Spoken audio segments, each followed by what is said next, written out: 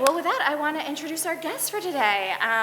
Ludwig is, as a passionate and results-driven fashion executive, he has 20 years of leadership experience in the design, development, and production of luxury apparel and accessories for Carolina Herrera in New York. As VP of Product Development, LH leads the product development process, design calendar, and supply chain, including manufacturers in the US, Europe, and Asia. He identifies and prioritizes initiatives, sets timetables for various product categories, as well as licensed product. LH's position includes overseeing the in-house atelier and product development team.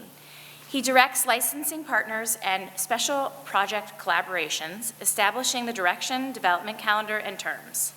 In addition, LH manages the budgets for product development, design, and freelance spending, meeting target goals for seasonal allocations.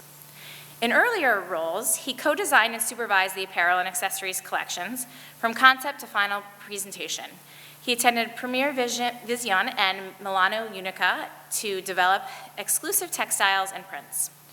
Performing market research, he maintained a deep knowledge of style, fabrication, and color trends. He also oversaw fashion show production, including model casting, styling, and logistics.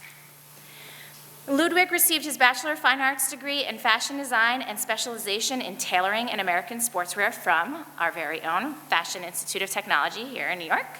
And he served as designer critique for the AAS graduating class at FIT in both 2011 and 2015. Rebecca has an equally amazing bio. She's a veteran of the New York fashion industry and will forever consider 7th Avenue her home. Born to be a New Yorker, Rebecca grew up in Pennsylvania, but was set on moving to the city since childhood. A high school career fair introduced her to the idea of a career in fashion and to FIT. Her mind was made up instantly. She received an AAS in fashion buying and merchandising and a BS in marketing and merchandise management here at FIT. She worked in women's ready-to-wear at the Ralph Lauren store on 72nd and Madison while in school, and after graduation worked there full-time and then in the corporate office in an administrative role before entering the Saks Fifth Avenue Executive Training Program. Her first placement at Saks was in the American Designers buying office, and it is in that role that she first met Carolina Herrera. In 2001, Rebecca accepted a sales position at Carolina Herrera in New York, and her role has evolved over the years, at times including merchandising and sales responsibilities for bridal and ready-to-wear, both in North America and globally. Currently, she's the VP of ready-to-wear and sales in North America and bridal, and managing the strategy and relationships for major and domestic specialty wholesale partners. Thank you both for being here. Please join me on the stage.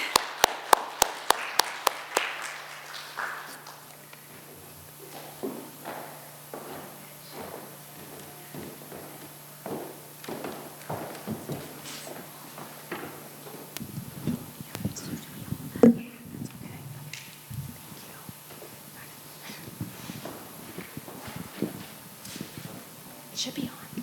Yeah. Thank you.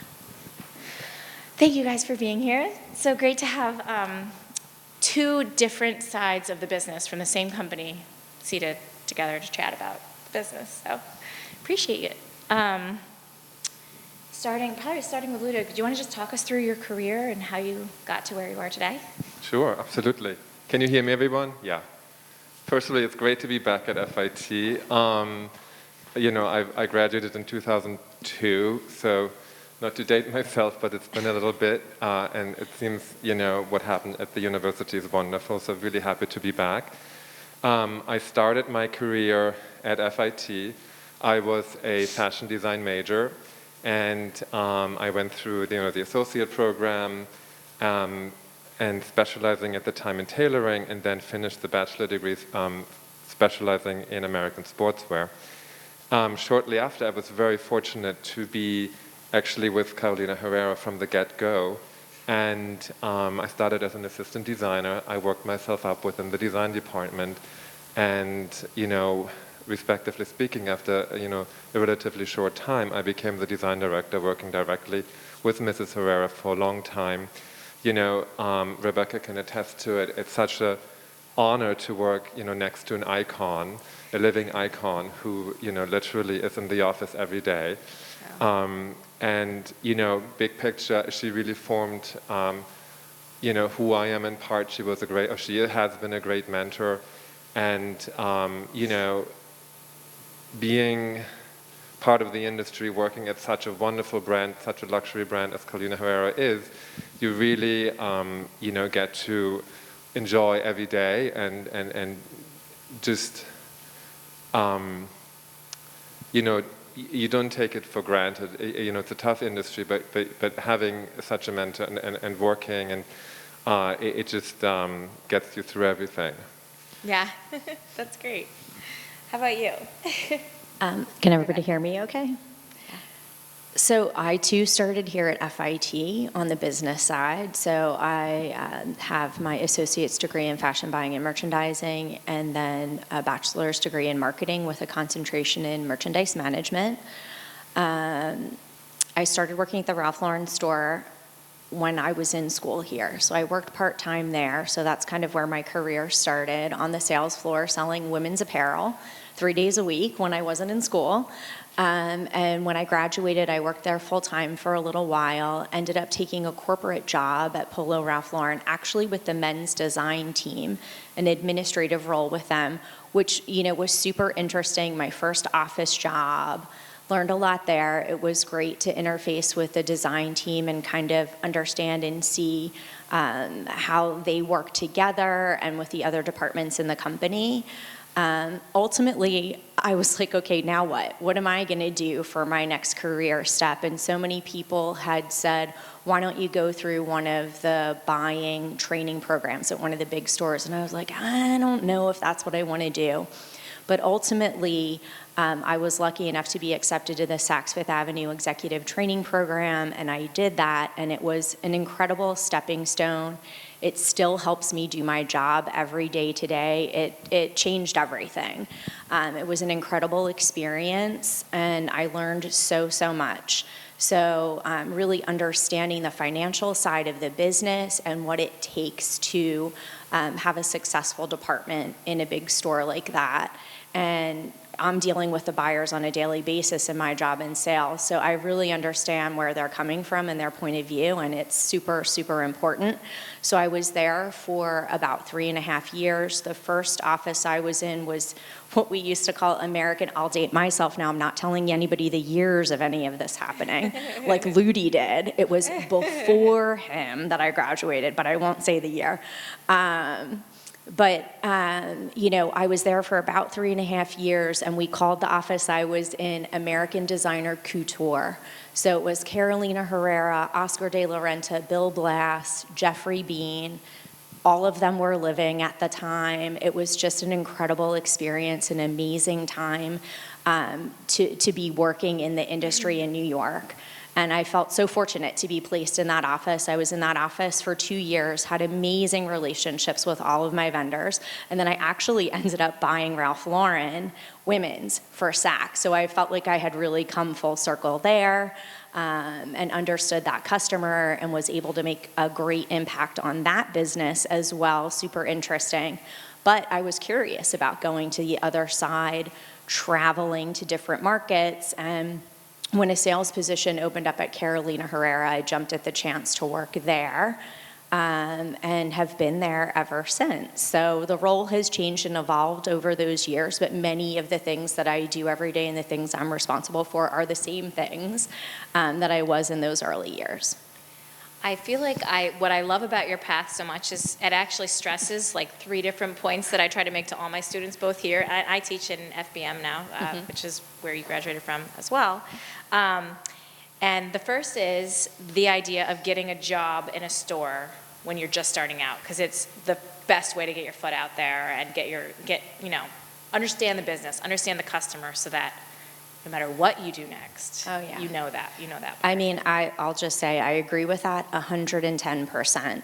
Now, the world has changed so much since I was in your shoes. I mean, I'll say the internet and, shopping on the web didn't exist. So, like, all the transactions that were happening in store. So, and the years that I worked at Saks, our office was literally right across the street from the Fifth Avenue store, and we were there every day. And a lot of the people that I work with stress the importance of being there. And I said, you have to see the product, you have to be in the store. That's where the money's changing hands. That's where and this is still true today. I mean, and Ludi knows, I am like so serious about this. Like, I spend time in stores all the time. I just spent like literally 2 days at Saks last week, because you need that interaction with the customer to really understand your business, understand where your opportunities are, understand where you could be better. No other format, no other way. I mean, I love to do analysis and I love to look at the selling reports, but nothing is going to tell me more about my business than spending time in a store and being face to face with my customer. Seeing her try on the clothes. It's such a great experience, and just understanding also holistically what it takes to run a store and all of the things involved. Again, it's that transaction touch point. So I agree. I think it's, an invaluable experience, and for sure, whenever I have an open to hire on my team, I look for someone that's had retail experience. That's great. That's good to hear on the other side of things. The second thing I wanted to call out was that you went to a training program, which I think is a really great way to get a crash course in all the inner workings of a department store or whatever company. But I mean, amazing. It was so good. And again, I mean, and Ludi knows too, because I talk about it all the time. I learned so much, and it's funny because when I went to work at Carolina Herrera, many of the people that I worked with at Saks were still there, and now they were my customer.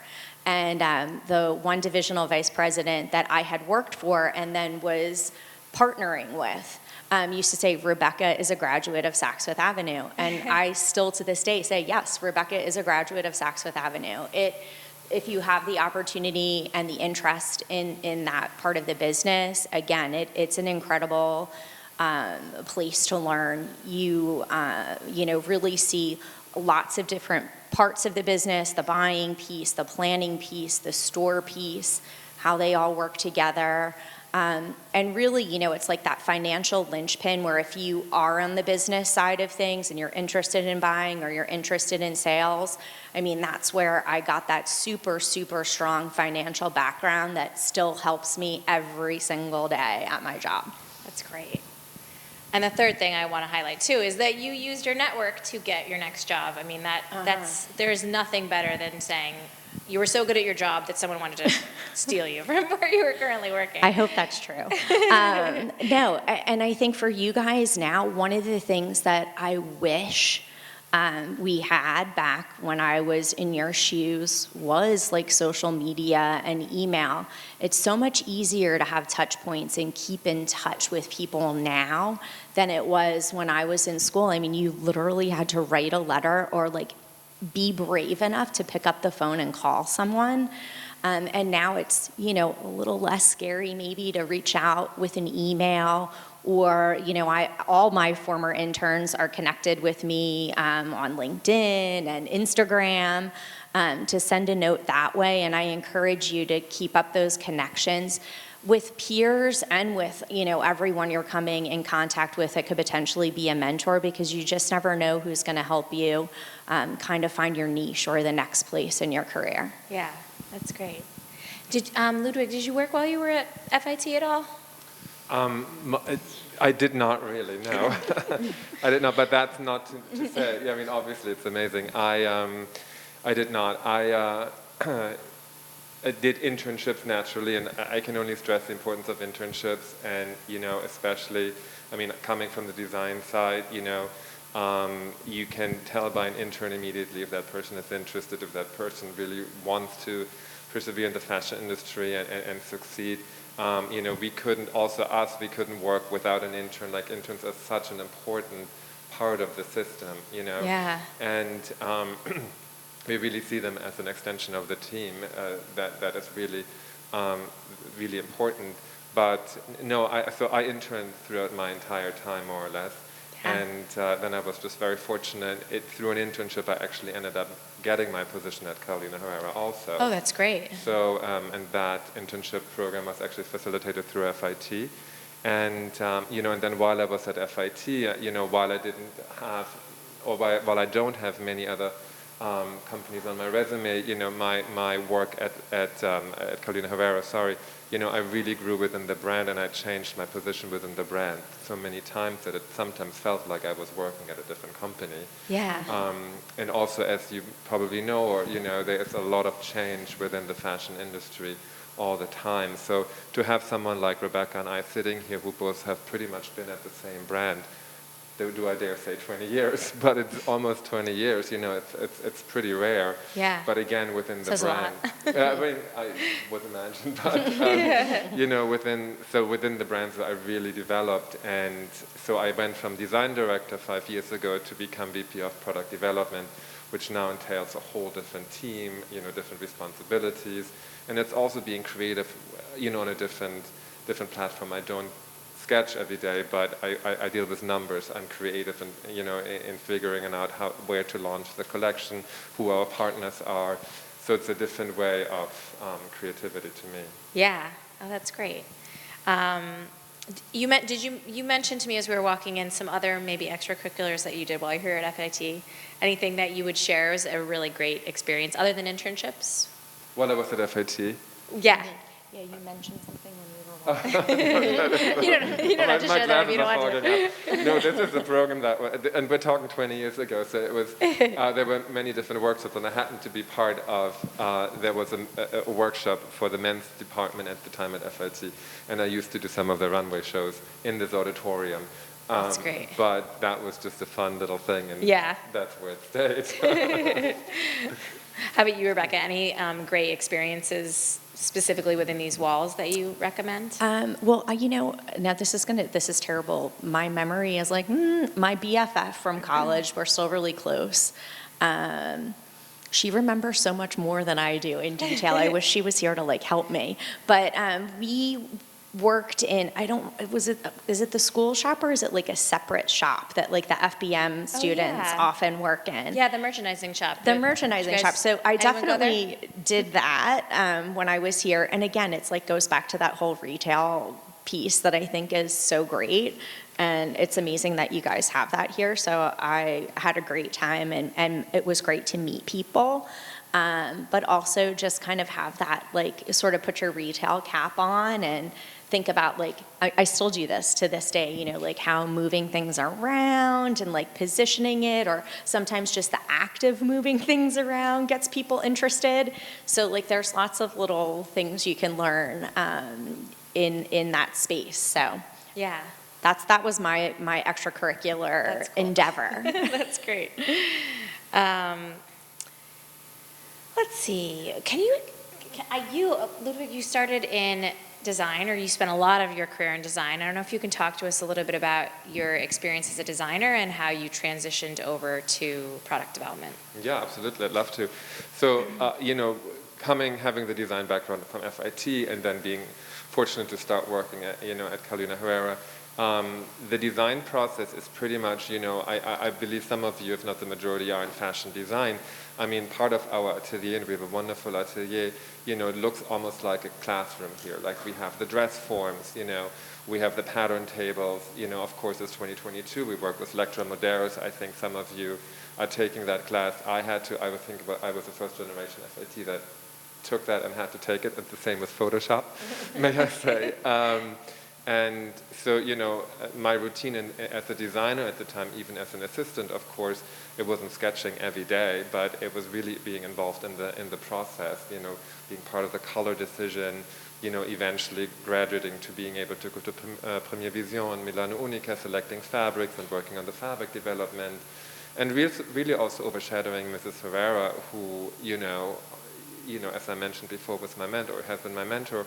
And so, and as you then get more and more involved, of course, you start sketching more and more, and working on the actual collection.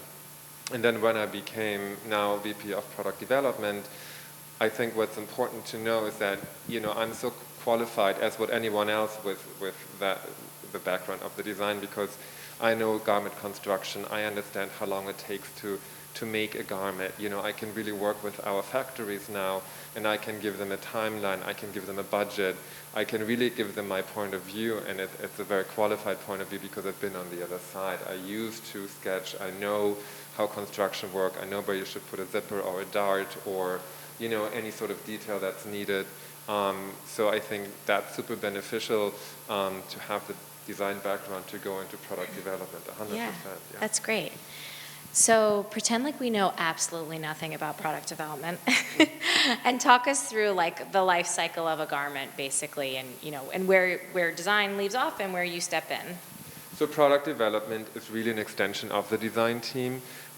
We work hand in hand. The product development team and the design team are pretty much in the same room.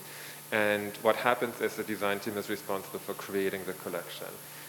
You know, for our creative director, Wes Gordon, sets the tone, you know, gets his team excited, and they start working on the collection. As soon as the sketches are done and approved, they then get passed on to the product development team. So basically, the product development team takes over the finished sketch, has a communication, and talks to the designer and understands what is needed, what fabric is allocated to that sketch, and then me and my team are responsible for bringing that sketch to life. So then we talk to the pattern makers, we talk to the factories, let it be knitwear, you know, or cut and sew. We are really responsible in development to bring the designer's sketch to life and present it in the first fitting, and then go through all the fitting stages until we have the final garment in the showroom. That's great. I don't know if it's possible to talk about like a typical week in the life of a VP of product development, but well, it depends on the week. If it's a week before the show, it's a different week than the week or 2 weeks after the show. But you know, at any typical week of the collection, it depends where the collection is in the cycle. So 1 week I could be talking to factories, trying to negotiate costing, making sure that the garments are costed the correct way, so that when Rebecca has it in her showroom, or when she talks to her partners, that it actually is hitting the retail target that she needs it to sell at. So that's, of course, also a very important part of product development, making sure that you develop the style to the cost-specific parameters, because it's very easy. And I think, especially as a student, I mean, I was like that. You can design the most over-the-top thing, you know, but it's very hard to be a little bit more edited and bring it down a notch. So in 1 week I could be focusing on that, and then, you know, a couple of weeks prior to that I would be focusing on actually getting the collection launched, having a full picture of the entire collection in its entirety, and then dedicating the factories to each piece, or deciding what piece will live in our atelier. So it's really, you know, the process repeats with each collection. Yeah. Different problems with every collection. Yeah. But, you know, there is sort of course, there is a pattern that repeats. yeah, that makes sense. Do you travel a lot in your role? Pre-pandemic, for sure. Yeah. There was a lot of travel. Another big portion of product development, especially at Carolina Herrera, of course, is VIP dressing. So as soon as you have a VIP, you know, the Oscars are coming up, then we have the Met Gala coming up. A lot of that needs to be, you know, organized and scheduled, and that's also part of, you know, Oh, PD, wow. making sure that you have the manpower and the capacity to making that happen. Oh, that sounds like a fun part of travel for sure. Yeah. Are you kind of charged with discovering new fabrics around the world, you know, as they come about? So we have, on my team, on the PD team, we have a fabric director, and she has a great network of vendors. Wow. She, of course, pre-pandemic used to travel a lot also. Yeah. Currently, there's more travel, so a lot of the vendors are coming to New York again. But during the pandemic, I mean, and Rebecca had to go through the same thing, we all had to reinvent the way of making a collection, of selling a collection, of producing a collection, you know, production, of promoting a collection. So Yeah. what we used to do is we used to do fabric books. So when I handed the collection up to the merchandising and sales team, Rebecca and her team would get a fabric book that would have, you know, a swatch of every fabric used in the collection that she would then send. We made 60 copies that she would then send to all of her vendors. So when they looked at the collection remotely, they had an actual book with them where they could touch the fabric. Oh, wow. So the fabric director is, of course, responsible for doing all of that. And at a brand as Herrera, novelty, it's all about novelty. So fabric development in particular, that's how it starts. And, not to talk, too much about Mrs. Herrera, but when she first started out, I believe she actually wanted to go into textile design. Oh. And then she was persuaded by her friend Diana Vreeland to go into fashion, fortunately for us. But she really, so fabrics to her have always been a huge passion. And our current creative director, Wes Gordon, too, loves fabrics. So that's how it starts. Oh, okay. That's great. Is there any particular fabric of the moment that you feel like is exciting to talk about? I mean, we have our core fabrics that are really performing well season after season after season. But as soon as we throw in a beautiful novelty fabric, be it a jacquard, be it some sort of sparkle lyrics, lame jacquard particularly, it's just something that the brand is really good at, and that's expected. And I think, Rebecca can, like even the beautiful gown she's wearing today, it's our heart print, on this beautiful chiffon ground. So anything that's novel, a print, color, it works. Yeah. That's great. Thank you, I wonder Rebecca. if thank you for showcasing. Could you talk us through a typical week in sales? I mean, I would say same for Ludwig. Same as Ludwig. It's not like necessarily a typical week. There's like cycles that repeat. So the big weeks in my life are when we're in market. So Ludi works with the design team to develop the samples of these amazing clothes, and then I have to schedule a gazillion appointments for all of our partners to come in and see them in person and place their orders for the upcoming season. So that's kind of like my busiest, hardest moment is the prep for that. So making sure everything is scheduled, I'm not missing anybody. I try to lay them out in a way where I'm really, able to spend good time with each person. It's so important. And then, then after that, the following weeks, like right now, we're still in the process. I just kind of chased for all the orders.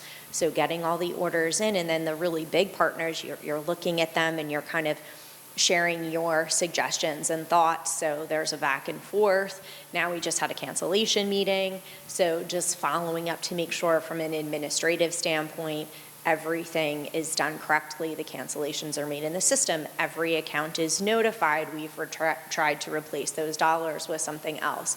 So that would be kind of everything related to market, which is I'd say one half of my job. Then the other half is, servicing the clients in season, answering their questions, getting them fabric if they need fabric for an alteration, selling in-season product that's still available, and really partnering with the big stores on making sure they're successful with what they purchase for the season. So right now, Resort and Spring are in the stores, and pre-pandemic, we had a pretty robust travel schedule. My team would travel pretty much every week to be in store again, spending time with the associates, spending time with the clients, bringing the brand and the product top of mind, to help push the full price selling and the sell-through. So those two things constantly happening in tandem and then cycling through them are kind of, the crux of what I'm focusing on and doing week to week. That's great. Same question for both of you. I'm wondering about entry-level jobs in your respective fields, starting, I guess, in sales. What kind of qualities are you looking for, and what type of work will that person do when they start? In sales, I would say, qualities that I look for are dependability. Goes without saying. I would say that's probably for every role, but it has to be said. Dependability, flexibility, just the willingness to kind of jump in and do everything, anything. There's a lot of administrative work. There's a lot of actual physical moving of things. If we are traveling and we are doing these events, helping find the right samples for the event, packing them in the trunks that are going to be sent to the event. So things like that. So being uber organized is super important. Having great follow through.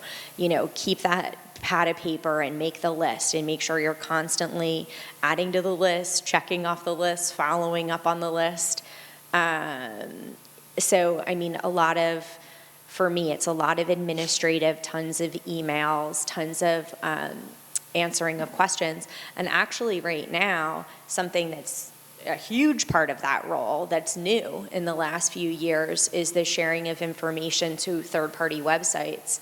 So, sending all of the images for a season that are on the Neiman's by to Neiman's and all the images that are on the Saks by to Saks, all the copy information needed for them to be able to launch the product. That's a huge piece of this role, and it really, truly is so important and impacts our business.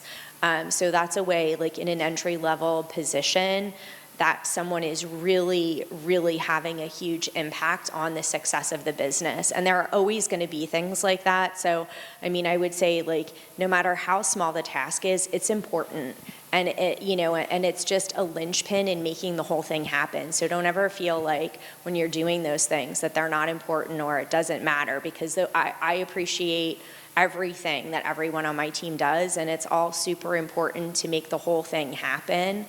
And I would say, like, any opportunity you have to have an idea and go above and beyond what your, direct boss is asking you to do it. You can think of a way to do it better, more efficiently. I'm going to do this because it's going to make this work better. I mean, that's mind-blowing to us. So, like, if you have the opportunity to do something like that, do it. It's good advice. Yeah, I mean, of course, I agree with Rebecca completely. Most importantly, though, I want to stress that you really have to have a passion for the fashion industry. I think, it's a remarkable industry. No matter if you work in luxury or if you're working more in mass market, it doesn't matter. It's a beautiful industry. We just talked about this. It has its challenges. I mean, every industry does. But I think you really have to have the passion to go into the industry.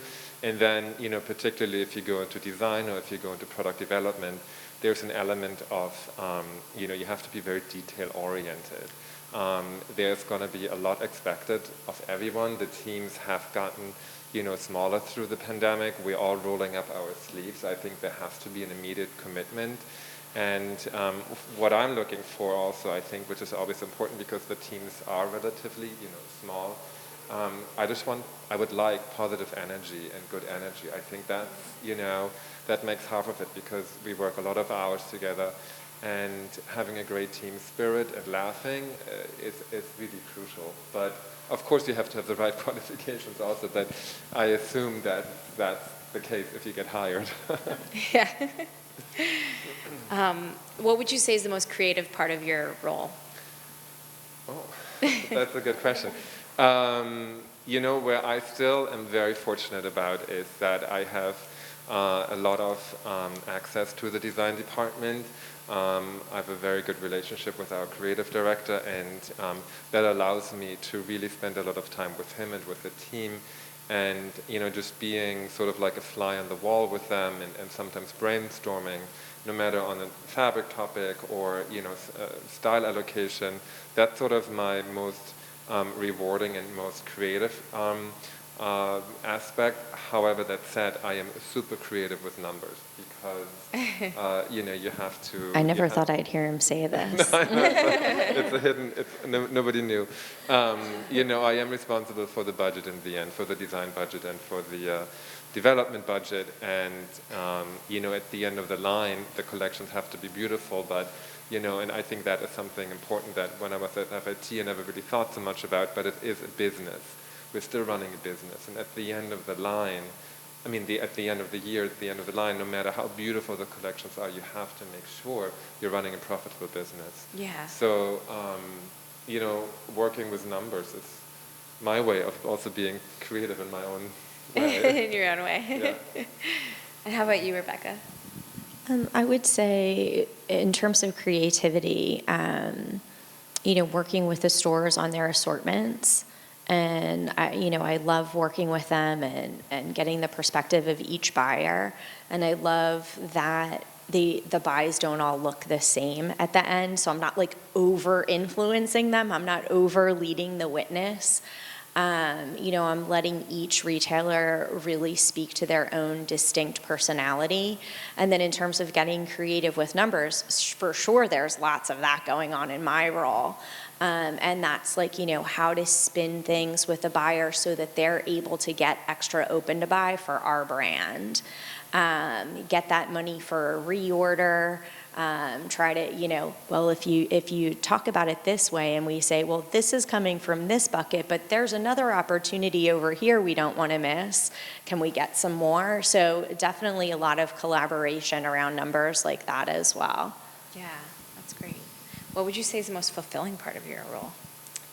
I mean, I think probably like many people in sales or in the buying piece of it too, when you really see the success, when you see the product selling to the end consumer. So on a big scale, seeing that, the sell-through's great, the full price sales are strong, like definitely that's like exciting and you feel good. You feel like you made good decisions.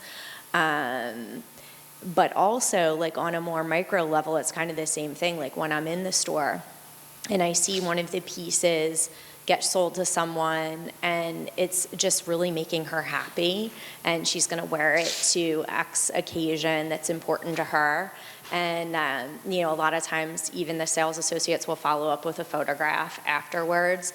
And, just to know that, we made her happy, we made her feel great is also like so fun and fulfilling. So when I'm looking at those big picture numbers, I'm imagining like all of those stories behind it all the time. Oh, that's cool.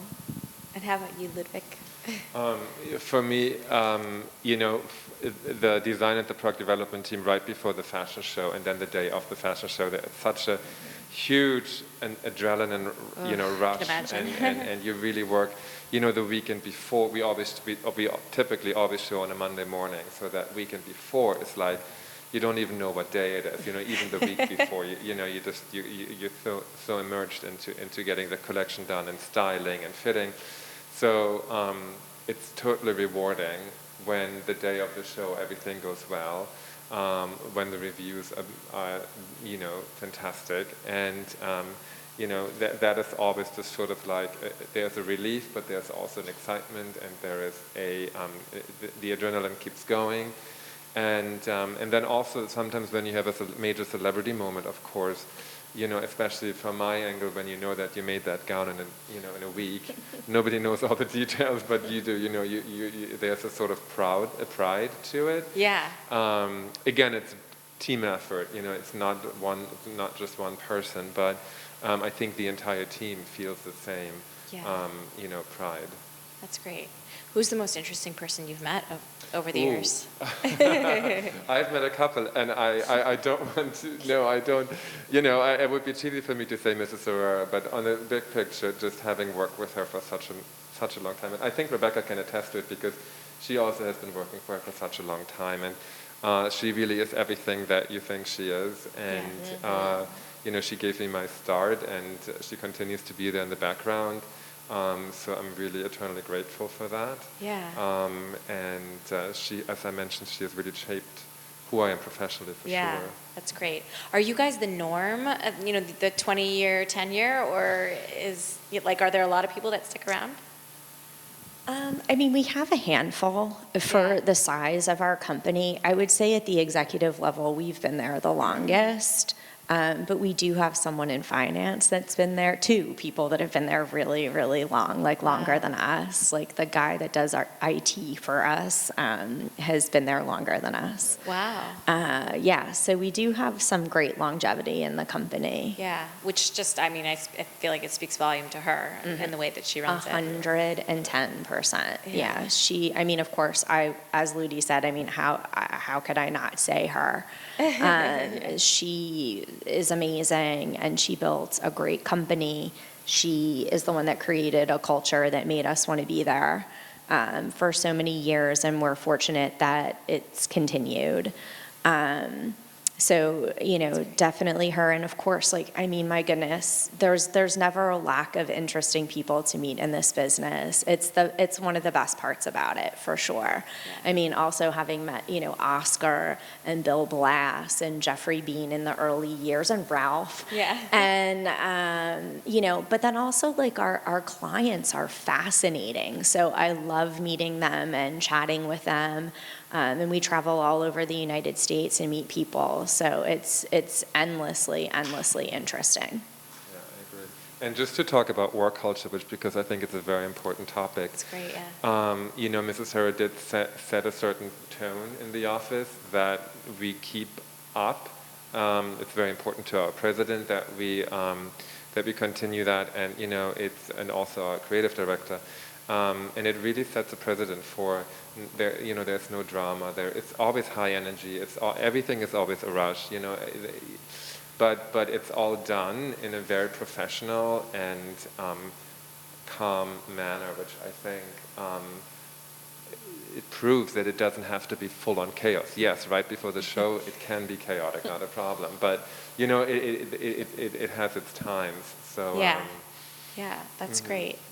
So, we were just remarking before you guys came on stage about the fact that we just hit the 2-year anniversary of this global pandemic, and I'm just wondering if there's any silver linings that have come out of this for your company as a whole, any changes in culture or the way you do things.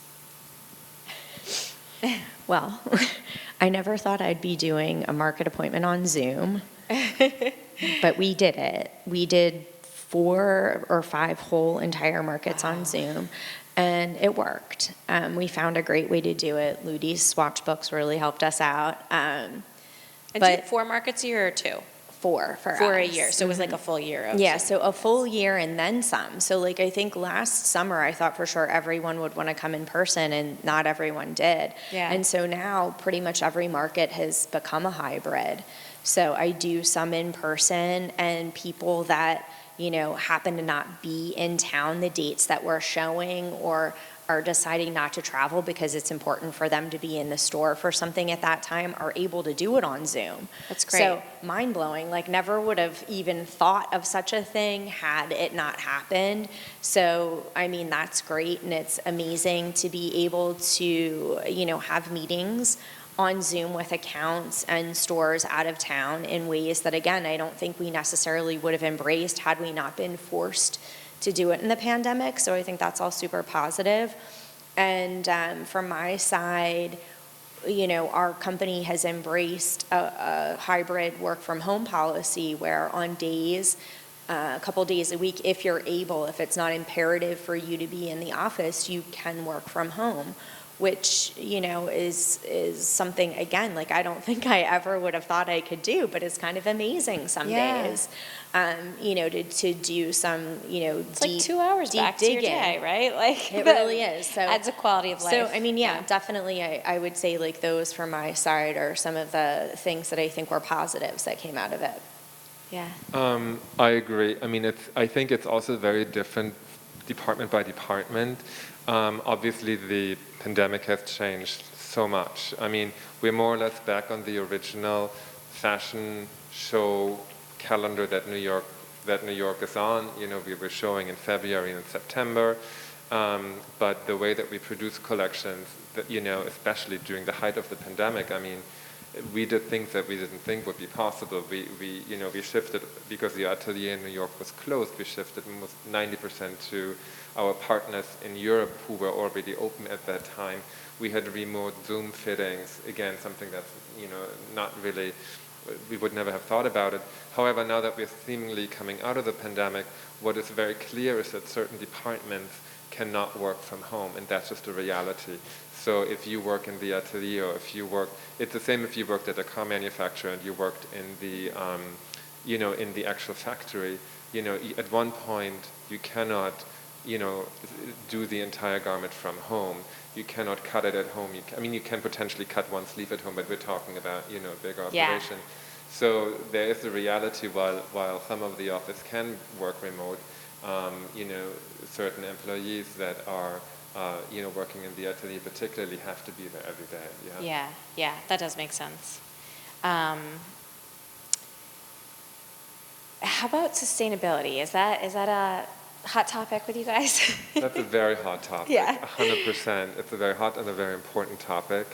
I think as a brand, and I don't want to talk too much about it. I mean, I don't have too many details to share, but I think we have made,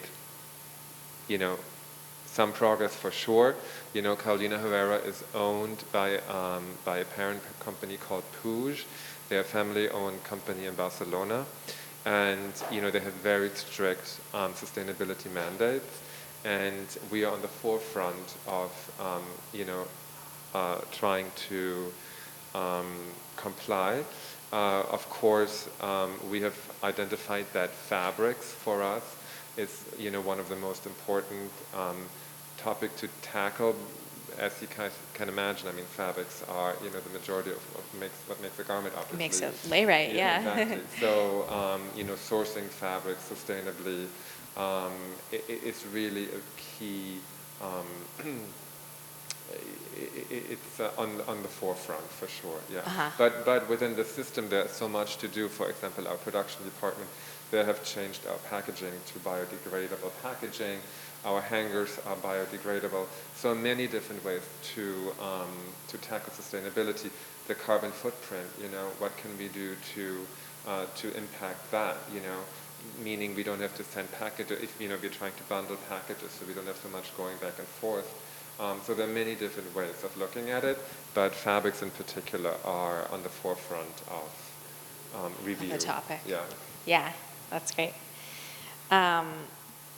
What would you say that is like the biggest success that you feel like you've had so far in your career?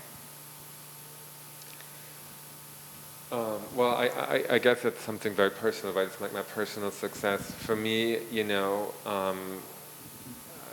just having had the dream of wanting to work in fashion and actually working in fashion, to me that's a great accomplishment, and I don't think this is the end of the road yet. I don't know what's ahead, but no, I mean, in terms of, career and change, and the industry is changing so rapidly. I mean, obviously I love it at Carolina Herrera. I'm not saying anything there, but just the idea of having maintained a position within the fashion industry and just actually loving my job and going to work pretty much every day in a happy mood is, to me, pretty major. That is pretty, that's a sign of success, for sure. Not every day, but most days. Not every day. You'd be lying if you said it. Yes, I would. I mean, I agree with what Ludi said. I don't know that I would have thought about it that way, but it's true. And I'm grateful, super grateful to have found a place where, I feel like I've been able to make a contribution for such a long time and sort of feel at home.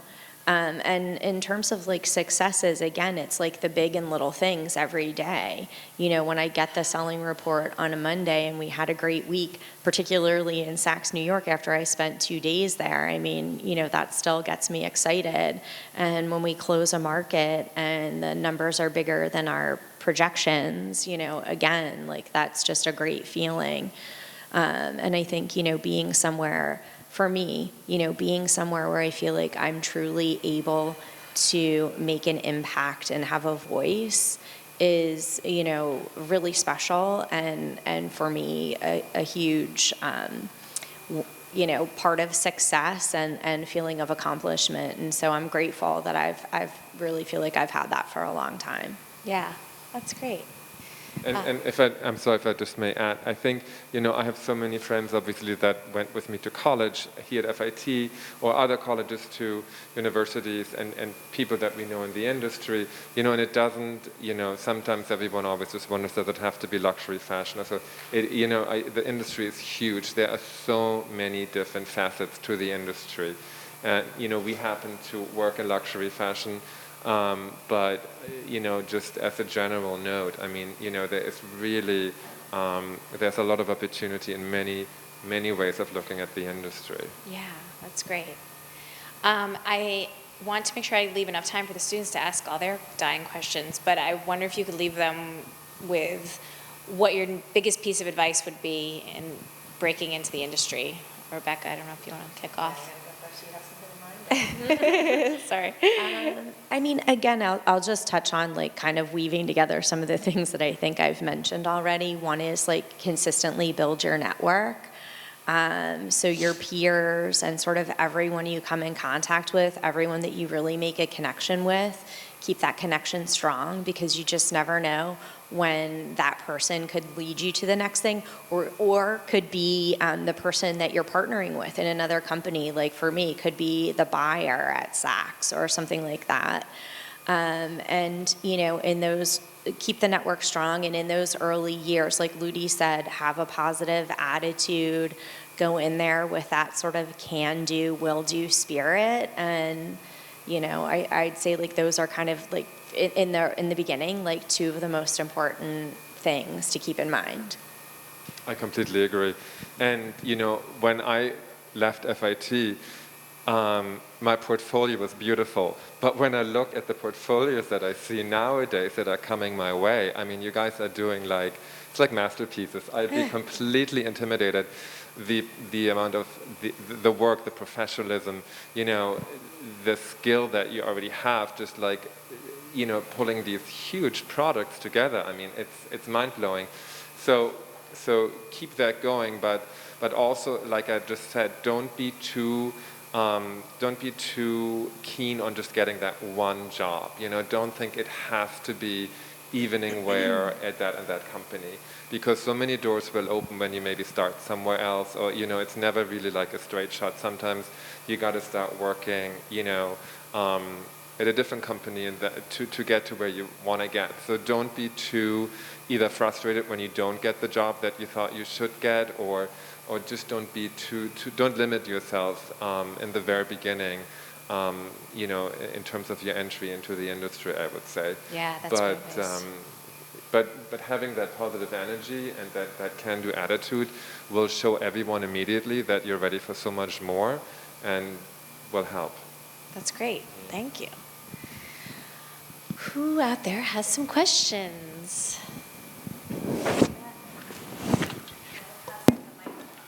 Do you want me to walk? Make sure.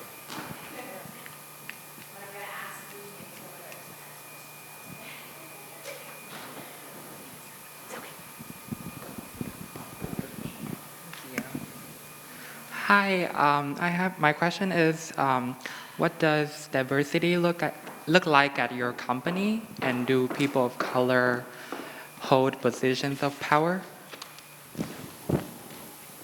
May I repeat the question? The question was about diversity at the company.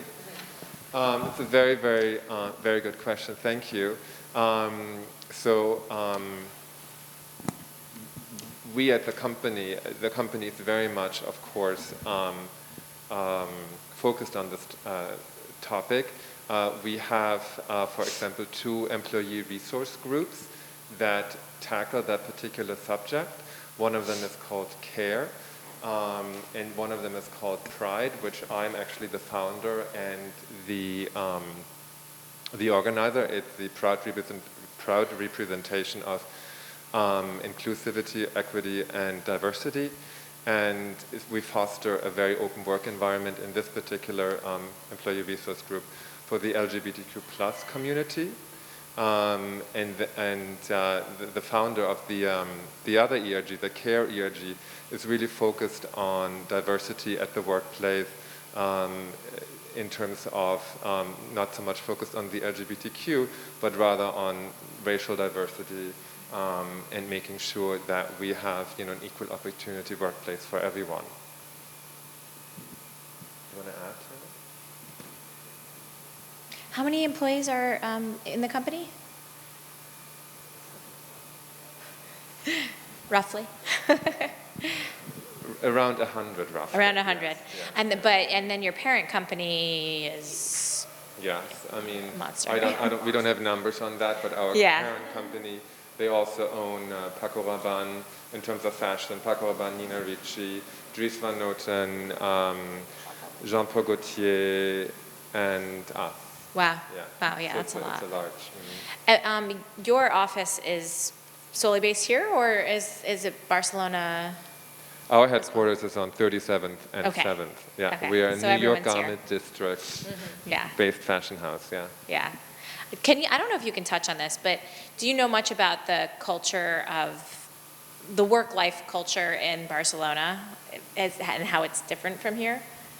And you guys have both worked in New York the whole time, so I don't know if Yeah. it's relevant. I mean, but I think in general the European approach is slightly different than the US approach. I had to get too used to that. I can only say that within the company of Carolina Herrera New York, we really strive to create a work-life balance. Yeah. I think it's also up eventually to the individual to try to establish that. Obviously, it depends on workload and all of that, but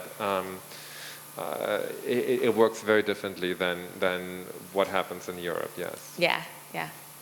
That's Thank you. all I can say. Did the microphone get passed along? Or could it be? Anyone up near the top have a question before it comes down? Okay. If you could just pass it in that aisle, that'd be great. Thank you.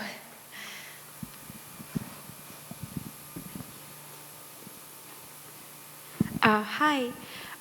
My question is regarding fashion design garments.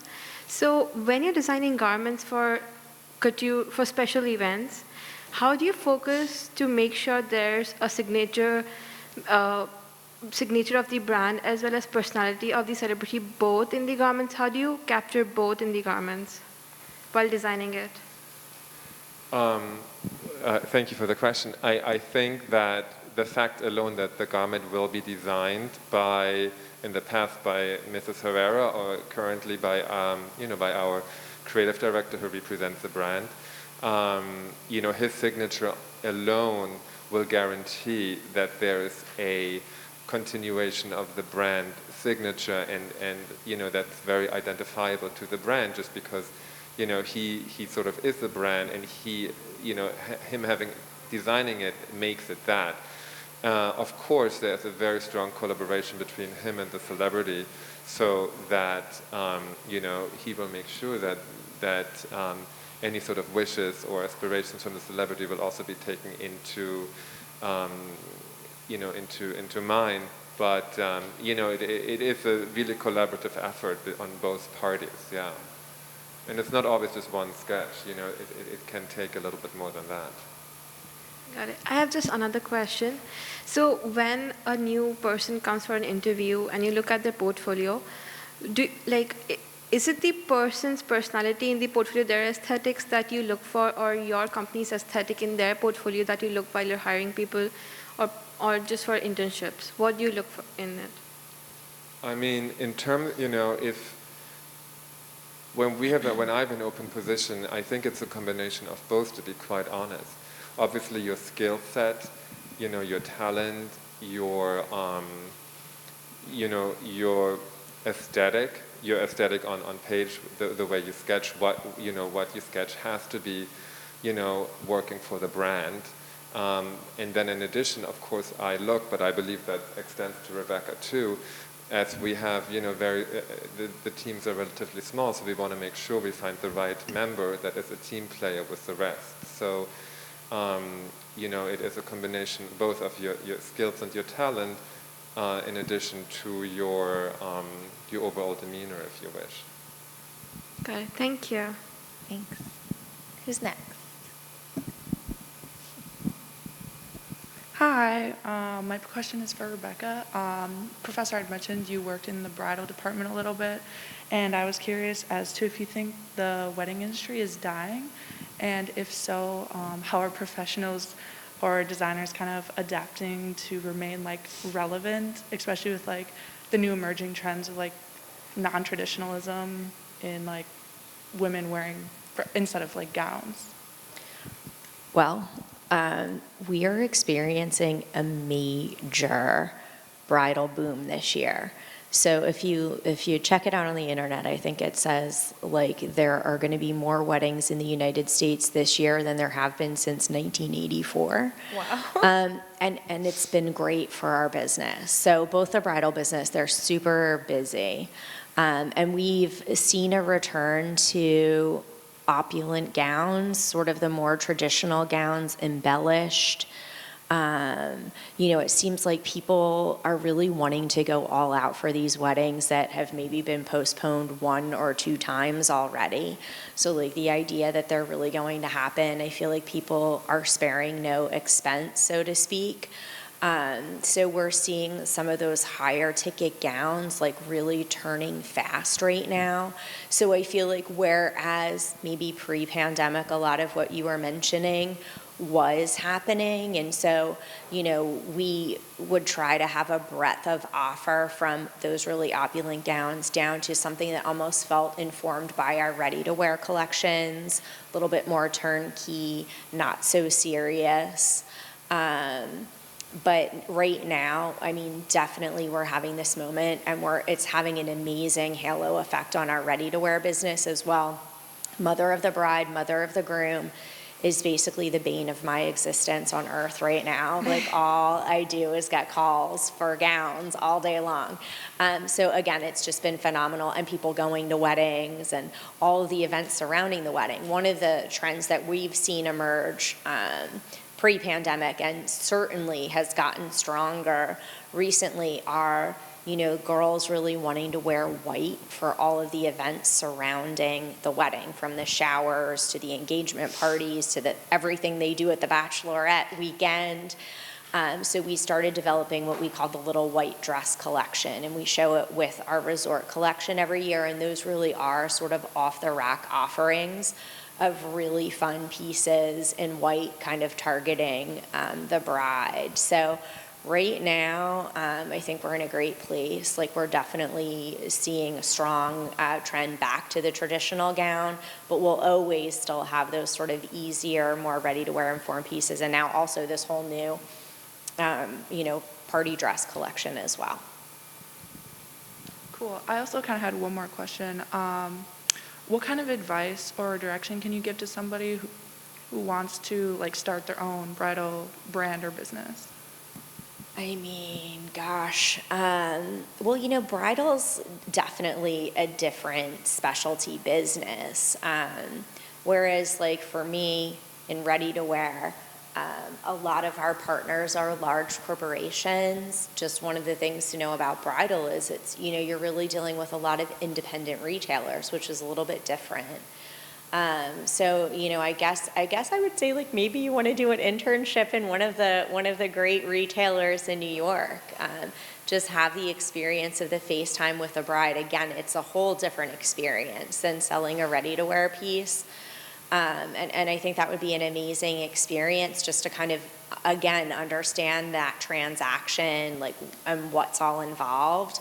And then I think, developing your own brand signature and again, looking for the right partners to do business with. Cool. Thank you. Sure.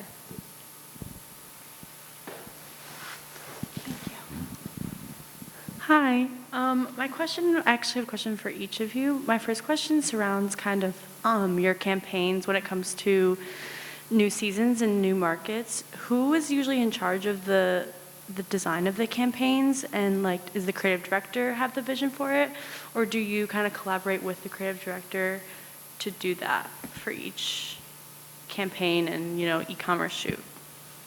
I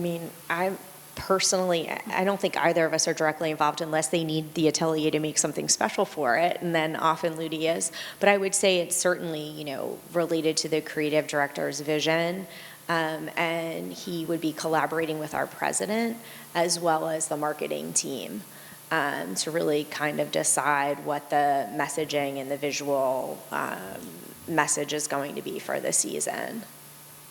Thank you. Who's next? There's one, 2 rows down, maybe. Thank you.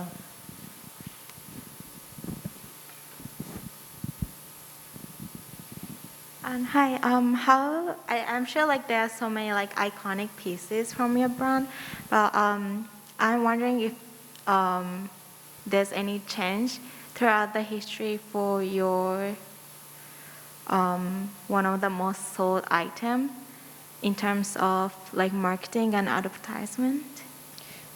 The question is, what is the best-selling item? And like how do you do your like approach?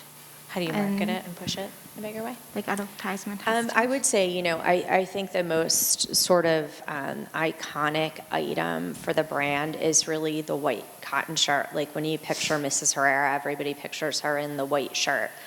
So it's definitely something that we try to offer every season, and the creative director and design team work hard to give us new versions and iterations of that every season.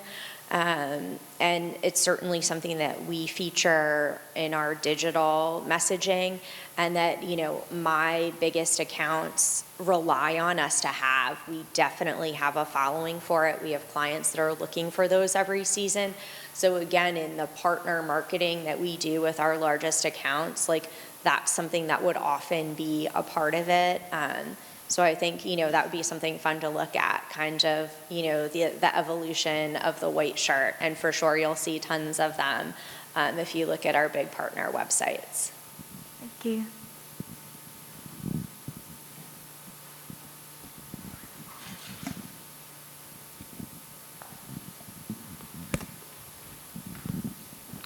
Hi there. Thank you guys for being here. Ludwig, earlier you mentioned that we were talking about sort of the approach to working in Europe as opposed to here. Some of us may be fortunate enough to consider studying abroad or spending time abroad, but New York is also very resourceful and inspirational in a way in terms of design and et cetera, et cetera. More particularly, what was the approach, or what was different in the approach, or what was that adjustment like, or what benefits or drawbacks did you face in Europe as opposed to here? Would it be beneficial to stay for some time or to experience more in a quicker amount of time? Thank you for the question. I actually started enrolling at Polimoda in Florence, the partner school with FIT, and at that point I had already lived in Florence for 2 years, and then I realized I had the chance of starting my full 4 years here in New York, and I was like, oh my God, I'm going to jump on this chance. Florence is beautiful, beautiful, beautiful, don't get me wrong, but it was too small for me at the time. I mean, and then given New York, it's like, for me it was just everything. So, I do think obviously there are the French fashion houses, the Italian fashion houses, fashion lives on both sides of the ocean. So I think it is whatever works for you at the time, where I think sometimes the approach that an American brand does might be more, or American Fashion Week might be slightly more commercially driven, whereas European Fashion Week might be a little bit more, there might a little bit sometimes be more of a little bit of a dream, or, but overall I don't, I think that wherever you feel home at the moment, or whatever brand you feel connected to, or way of life you feel connected to, for me now, when I have my friends in Europe say, oh my God, we're going to take the summer off in August, I'm like, I don't know what that feels like, but it doesn't matter to me. Like, I don't see it as a shortcoming in the US that we maybe don't have the full summer off. Therefore, we live, to me, New York right now, has been home for almost 30 years now. Wow. So, I think it's really like an individual and personal approach. Where are you from originally? I'm German originally. From Germany. Yeah. I'm from Hamburg, Germany. So. Yeah, but you've never worked there because you I've never came to worked. study here and stayed. Correct. Yeah. Yes. I hope that answered your question. I'm sorry. Yeah. Thank you. Straight right behind you. Thank you.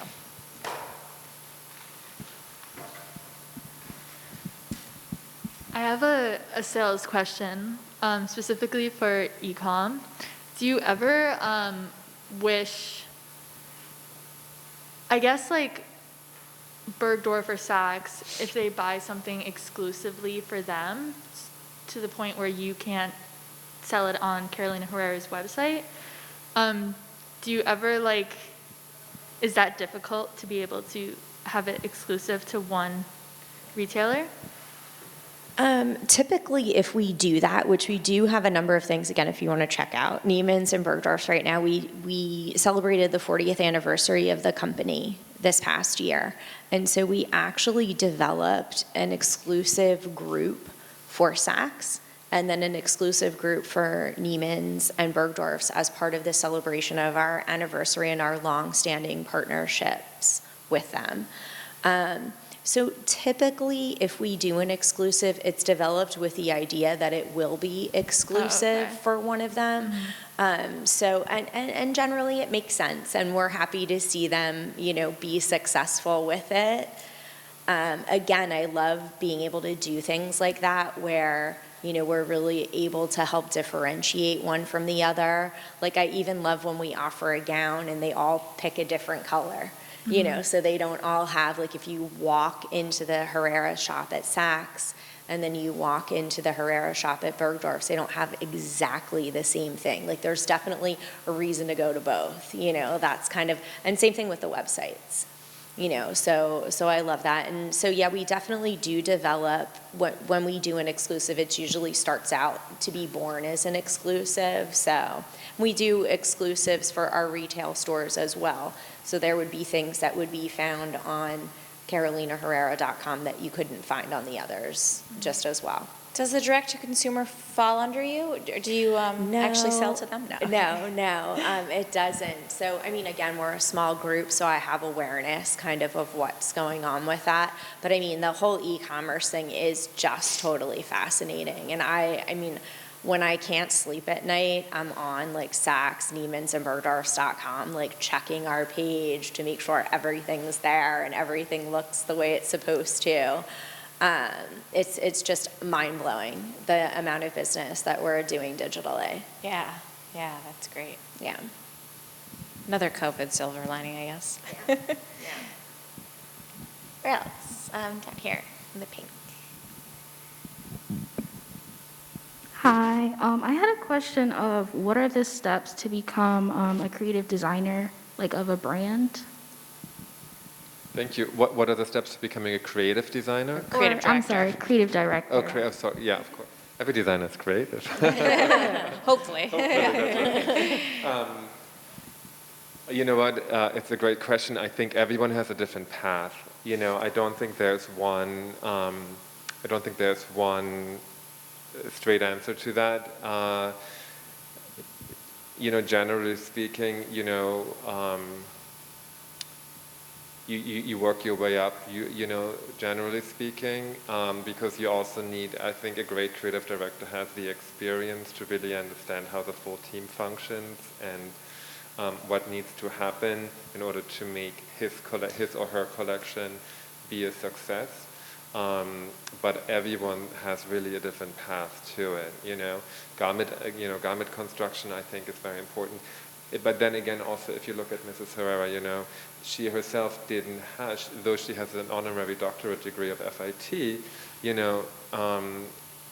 she started her path very differently also, with her passion for fashion, by being an icon already herself at her time, and being able to parlay that into building, her own fashion empire. So again, everyone sort of has their own path to it,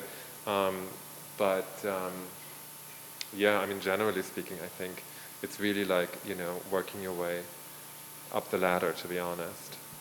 Thank you. Mm-hmm. Any other questions out there? Back behind you. Thank you. Hi again. I have a question. So how do you decide in which fashion week you'll present the garments? Is it like you get an invite from maybe the organizers of Paris Fashion Week or New York Fashion Week, or is it where your atelier is based? That's how you decide where you want to present. And how do you decide the aesthetics? Because Paris has a different fashion altogether. New York's fashion is different. London's different. So how do you decide that? Thank you. I think I understood the first part of the question, where we decide to show our collection. I'm not quite sure I understood the second part, I apologize. But the first part is that typically every fashion house more or less shows where their base is. So we're showing in New York because we're based in New York. Chanel will show in Paris because they're based in France. Of course, you have some anomalies. You have, I believe, Jill Zander, though it's a German fashion house that shows in Milan. So there are a couple of exceptions, but typically I believe the rule is you show where your base is. And Rebecca, however, oftentimes will take the collection after we showed it during the main fashion weeks in New York. She and her team will often take it on the road domestically, and then we have an international team who will take it internationally to represent it to our buyers for VIP events. But this is always after the collection has officially been premiered during the major fashion weeks. Got it. And another supporting question. As young designers who have started their own brands, how do you score and invite to these fashion weeks to showcase your collection? I'm going to give this to Rebecca. If you need someone to sell it, you can call me. No, I don't know. I mean, I would say, once you're established, it's again about building that network of, the CFDA and the team that puts the fashion show calendar together. I'm not sure, what's required to get on the calendar, of course, but that's the arm that kind of organizes New York Fashion Week. So I think once, you have your company, if you had a company up and running, you would want to be connected to them, and they would be the ones that would help you get a slot during the week. Just on a little anecdote, post 9/11, no, just because it kind of fits into your question, post 9/11, Carolina Herrera, our office, we have a very, very large showroom, and post 9/11, I believe Mrs. Herrera opened her showroom to students to show their collections because there was so little space for them to show anywhere. I wasn't at the brand yet, but I know that that's more or less. I was there. You were there. I was there. So I was there on 9/11. And, since he brings it up, so now I'm going to tell a story about it. So our fashion show was Monday. So we had our show. And then 9/11 happened on Tuesday. So it wasn't just students, it was other brands because, people didn't know if it was safe to gather in these large spaces and things. And honestly, it was maybe not even that week, but the following week, because I can remember the week of, we would go to the office and a lot of times we would leave because they'd be like, there's a threat against the Empire State Building right there, Penn Station right there. So we were all kind of fleeing to the Upper West and the Upper East Side because it felt like it was a good place to be. But we did host some shows in the showroom right after. I mean, I remember it. It was great, and people were so grateful. And in fact, then were you there for the next show that we did in the showroom? So then the following season, we actually had our own show, real runway show in our office. Yeah, he wasn't there yet, but I was there for that too. So. Thank you. Hi. For a luxury brand like yours, when you conduct fashion shows, is it really to sell your dresses which you showcase in it, or is it just a medium to advertise your products? Oh, we sell the dresses. We sell them. Yeah, no, I think, it's a twofold situation. It's to promote the brand and elevate the brand in the minds of the consumer, certainly, but we definitely sell our show. And the pieces that you see on the runway are going to be available at my best friends, Neiman, Saks, and Bergdorf's, and of course on carolinaherrera.com. But no, we really, it is a vehicle. These are the clothes that we sell, these really elevated, incredible, amazing special pieces, and our clients are looking for them, and they do buy them. Thank you. I think way in the back, if you're able to pass it back that far.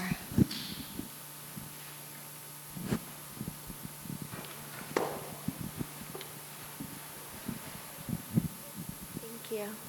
My question is for Ludwig. As a junior fashion design major, I wanted to know if working in the industry right outside of school, if it lived up to your expectations, or maybe it didn't quite meet them, or if your education at FIT allowed you to feel prepared and ready for conquering the industry and taking it heads on. Thank you. That's an excellent question.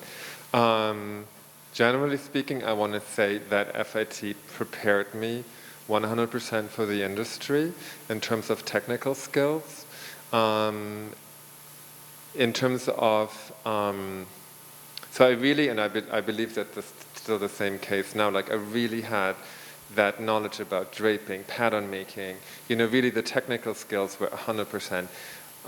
What I felt, it's not a letdown, but what I felt like, I thought I would get a job and I would be sketching every day coming out of school. Sorry, maybe that was a little naive, but, and that's not the case. At least that wasn't the case for me, but I believe that's not the case for most people. I think, when you first start getting, becoming an assistant designer, your job will really be to support the design team, whatever that may be. You might be out in the garment district finding the perfect trim, familiarizing yourself with all the button places, all the ribbon places, everything that's around. Let's say if it's a New York-based house you're going to.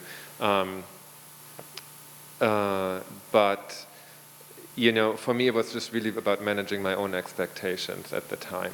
I knew I was at the right place. I just know I had to take it down a notch from where I thought I would just be, coloring and everything and sketching. But long term, I do realize that, the education that I received here definitely set me up on the right path for sure. Thank you. Just to your left. What is some funny incidents that you have experienced in your career, and what did you learn from it? Funny incidents? Yeah, like hilarious. Like hilarious. I'm going to give this to Rebecca too. I don't know what we're allowed to share. No, if I could get my phone and show you a whole reel of photos. I mean, I'm just trying to think, we definitely have a ton of fun. I mean, the team that I had a few years ago, I mean, people would be like, are you guys getting anything accomplished? Because you're in hysterics, all day long, two guys, Brian and Brian. And we just, so we're cracking each other up all the time. But I'm trying to think of one good story. I don't know if anything comes to mind. How about you, Ludi? I mean, the funniest moments that happened in my past so far is literally those weeks or the weekend leading up to the show. Everyone is sort of, in a state of, beautiful delirium. Everyone is exhausted. So you're just kind of making I don't know. The whole idea of just working through the weekend, and so just makes it a surreal experience, which in itself makes it. It's not maybe funny. It's maybe not the right word, but it creates moments for sure. And yes, otherwise there are other instances, but I don't think it's appropriate to talk about. But thank you for the question. I know someone in college that was asked that question on an interview. Tell me a funny story about yourself. And he had nothing. He couldn't come up with anything. And then he went home that evening and was sitting on the toilet when a raccoon fell through the ceiling onto his head. And he was like, oh, where was that yesterday? Yeah. That would have been a perfect story for my interview. So everybody have a funny story ready for your interview. Funny stories ready. I mean, I like I said, I got a whole goof reel of life. I don't know which we could share. But yeah. Make sure it's a PG. Yeah, PG exactly. Funny story. Any last questions? All right, well, thank you both for being here. This was amazing, and it was really great to hear the two sides of the business too together, I think, and how you guys come together and obviously work so well together and have such a great rapport. So it's great to see. Thanks for coming. Students, I just have a quick survey for you guys, so I'm going to throw that up and email it out to you. And I don't know if you guys have a moment or two to stick around if there's any personal questions. Thank you so much, everyone. You guys Thank were you. great. Thank you.